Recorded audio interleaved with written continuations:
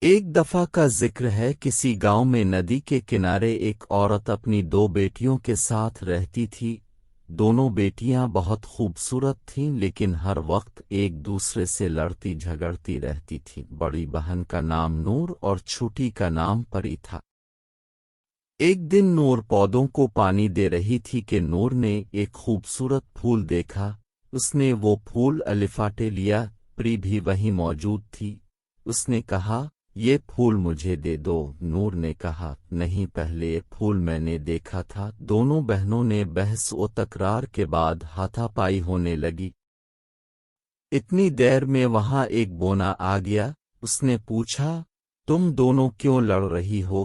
پری نے کہا، یہ پھول میرا ہے، لیکن نور نے اسے الفاٹے لیا ہے اور اب مجھے نہیں دے رہی۔ یہ سن کر نور بولی، یہ پھول پہلے میں نے دیکھا، اس لیے الفاٹے لیا، اب یہ میرا ہے۔ بونے نے وہ پھول نور سے لیا اور بولا، یہ پھول تم دونوں میں سے کسی کا نہیں ہے۔ تم دونوں میں سے جو بھی ندی پہلے پار کرے گا، یہ پھول اسی کا ہو جائے گا۔ پری اور نور ندی پار کرنے کے لیے گھاٹ پر آئیں اور دونوں جلدی جلدی اپنی اپنی کشتیوں میں بیٹھنے لگیں۔ نور اپنی کشتی پر چڑھنے کے لیے آگے بڑھی ہی تھی کہ اس نے ایک خرگوش دیکھا جس کے پیر میں کانٹا چبھا ہوا تھا۔ نور نے اس کے پیر سے کانٹا نکال دیا۔ جیسے ہی اس نے اس خرگوش کے پیر سے کانٹا نکالا، خرگوش نے ایک طرف اشارہ کرتے ہوئے کہا کہ تم یہ چپو لے لو، اس سے تم جلدی ندی پار کر لوگی۔ نور نے وہ چپو لیا اور کشتی میں سوار ہو گئی۔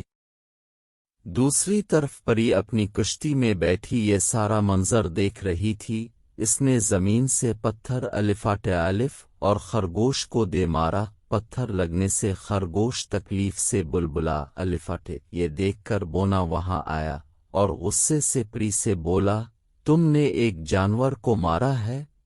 جادو کے زور سے میں تم کو بھی خرگوش بنا دیتا ہوں تاکہ تمہیں پتہ چلے کہ کسی جانور کو مارتے ہیں تو اسے کتنی اذیت ہوتی ہے۔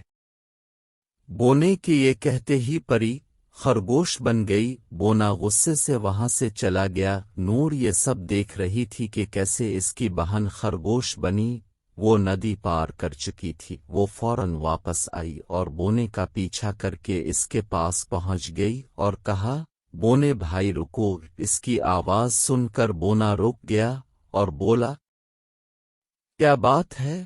نور بولی، بھائی میری بہن کو سبق مل گیا ہے، اسے معاف کر دیں، آئندہ وہ کسی جانور کو نہیں مارے گی۔ خرگوش نور کے ساتھ پری کے پاس واپس آیا اور اس پر منتر پڑھ کر پھونکا۔ وہ دوبارہ خرگوش سے انسان بن گئی، جبکہ بونا یکایک ان کی نظروں سے غائب ہو گیا۔ نور پری کے ساتھ واپس گھر آ گئی۔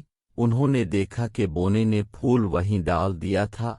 پری نے الفاٹے کر وہ پھول نور کو دے دیا اور اس دن کے بعد سے وہ کبھی کسی سے نہیں لڑی۔